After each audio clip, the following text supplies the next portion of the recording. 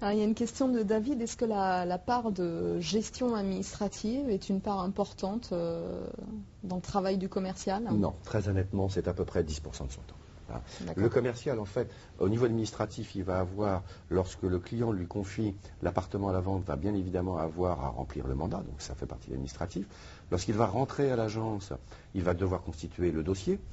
Qu'est-ce que ça veut dire constituer un dossier? Tout simplement s'assurer qu'on a les derniers procès-verbaux des assemblées générales, qu'on a les charges, qu'on a les diagnostics, qu'on a la taxe foncière, tout simplement parce que ça, c'est ce qu'un acquéreur, un acheteur, va tout de suite demander.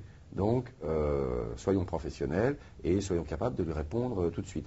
Donc, il va constituer le dossier, il va ensuite rentrer dans le logiciel informatique ce nouvel appartement, de telle manière que ce soit diffusé en annonce sur le web, et puis ensuite, au niveau je dirais, administratif, pour la rentrée d'un appartement, c'est à peu près tout.